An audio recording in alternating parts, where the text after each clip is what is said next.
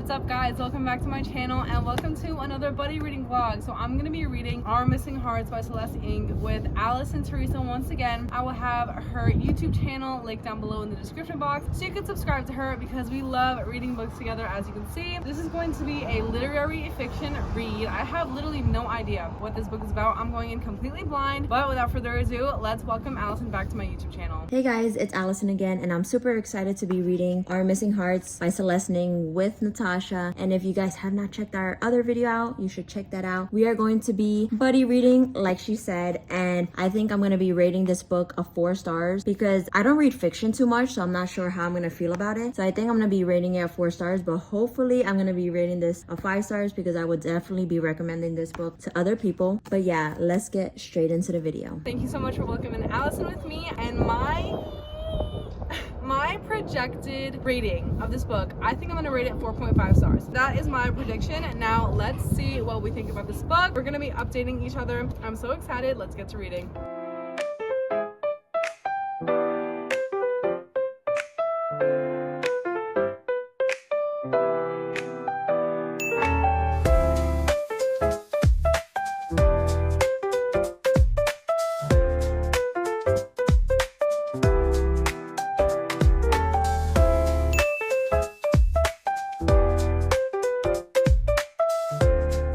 Guys, so I wanted to give you my first update of Our Missing Hearts by Celeste Ng. So this is supposed to be a literary fiction but having a dystopian tone to it novel. I'm currently on page 68 and I just wanted to share pretty much just 2 things. One is she's not using quotation marks in this book. She used it in Little Fires Everywhere. Not sure what made her make the switch, but I'm not a fan. It took me about like 50 pages to get used to it and realize, okay, someone's talking, and I don't know, it all just felt like a hazy memory because there's no quotation marks, so nothing feels present tense, but I'm getting used to it now. And because it's dystopian, it feels a little bit eerie. Like there's a lot of mysterious incidents happening, a lot of disappearances, a lot of political intrigue going on, a lot of changes happening in the government, and we're following I believe he's 12, a 12-year-old little boy, and how he's experiencing all that's happening around him politically and socially. So it is very interesting. I'm extremely interested. I'm very intrigued, but I do have this like ominous, eerie, foreboding feeling. I think Celeste Ng intended for you to have while reading this book, but I'm gonna keep reading. Allison is already like 40 pages ahead of me, so I'm gonna keep going.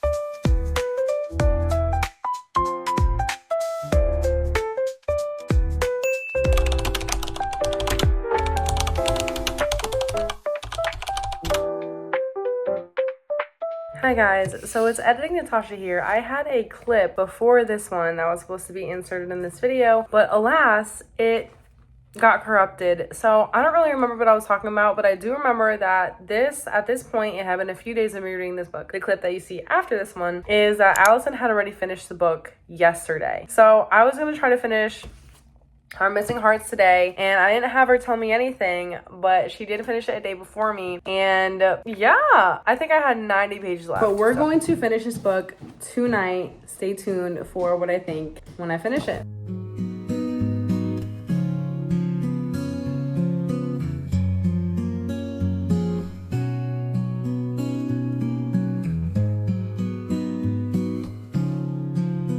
Okay, I don't know what's happening. I think I know what's happening. It's gonna be really devastating if what I think is true, but the mom just told her son, I'll come back. And he says, you'll come back? Like, definitely. I don't think they never come back. They never come back. In books like these, they never come back. I'm about to turn the page to a new chapter. I feel like this book is gonna be devastating.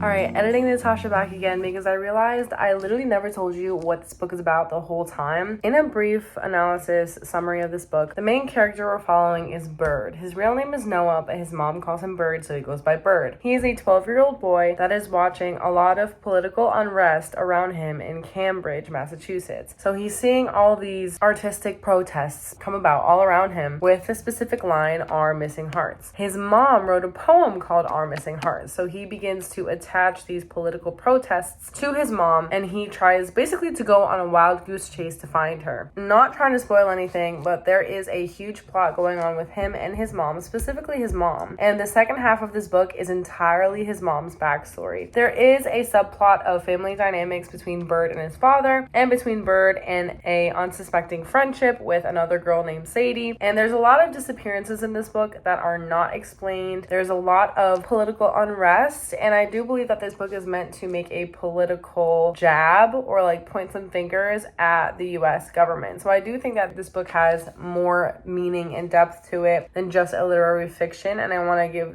a credit that to the author if that was what she was intending. Because of that, it was very politically charged, but overall, the story of Bird kind of coming of age and kind of realizing who he wants to be in society is alluded to. But as me and Allison are about to tell you guys, the last page, like the end of the climax scene, there's no resolution. We don't know who these characters become because it's very much ambiguous, up to the reader to decipher and to decide for themselves. So that's the summary of this book.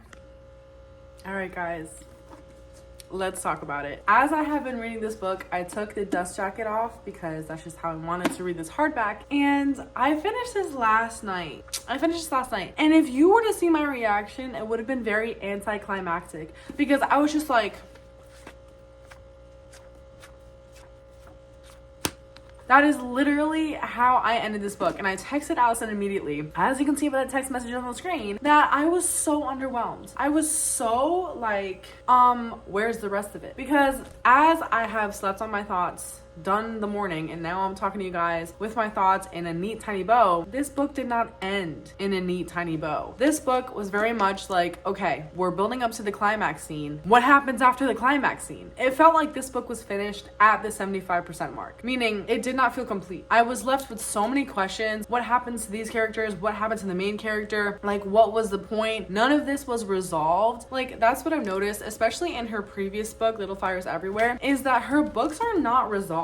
Like, there's so much left. It's an open-ended book. There's so much left for the reader to digest and think about. And I understand the premise of this book and why she did it like that, because I believe it was purposeful. But at the same time, I don't like that. I like when my books are wrapped up in a neat bow. All the loose ends are tied up. The climax has an after effect, and you see the after effects of what happened, the main event in this story, and all the characters are accounted for. She on purpose leaves many characters unaccounted for, and that's disappointing to me. It leaves me wanting more. But what's disappointing about that is that she does not give us any more. This is a standalone book, same as Little Fires Everywhere. It felt unfinished. There were so many questions I had that are never going to be answered, and I'm not the kind of reader that likes to determine the end of the characters for the author. These are your characters. Like, tell me what happens to them. This book was still very good. She is a phenomenal writer. Her words are so lyrical. Her metaphors are so beautiful and spot on. They make you think things in your head. Like, you really have to mull over the content of this book specifically. I thought it was so beautifully written, wonderfully well done. And although the plot was very slow moving, it was still understandable. It made you chew on things, think on things, consider things that you may not have considered before. All in all, it was a good book. I'm just extremely disappointed at the ending. That being said, I'm going to rate this book, drum roll please, a solid 4-star. I had originally thought I was going to rate it 4.7 stars. Since finishing this book, I have literally not given it a single thought. And honestly, because the ending felt so abrupt that I had no thoughts other than why did you do that, So this is gonna be 4 stars flat. That is my overall rating of this book. Would I recommend it? I don't know. Like, if you're the kind of person that likes unfinished books, because that's what this feels like, then yes, it does have a lot of meaning and emotional and historical and political depth to it. But the ending just did not do it for me. So all that being said, let's go check what Allison thought about it. Guys, I am back to give you my review and my thoughts. After I read the book, I seriously had no thoughts. I had 0 thoughts in my head. I didn't even know what to think. but when I texted Natasha and we talked about it, I was able to get my thoughts through with her. I rate this book a 4.5 stars out of 5, leaning more towards 4 stars actually. The book was very descriptive. You could imagine yourself there, and it was also a fast-paced book. I was able to read it like really quickly, and that's when I know it's like a good book, when I don't put it down or want to keep reading. So that was a plus. But there was 3 things that like caught me off guard kind of in a way. The no quotations in the book when the characters were speaking to each other. The long chapters. One of the chapters was like 50 pages long. The third thing is how it was left off. Like there was no resolution in a way. There was some resolution, but other things weren't resolved. So we had a lot of questions at the end. I know authors do that sometimes for you to just think and like reflect. What I thought about the book. It was a good book though, not gonna lie. But you know, in some parts I would say, so yeah, back to you, Natasha. Thank you guys so much for watching this reading vlog, and thank you, Allison, for being a part of it once again. This was so fun, and I hope you guys enjoyed. I will see you guys next week for another video. God bless you guys, and peace.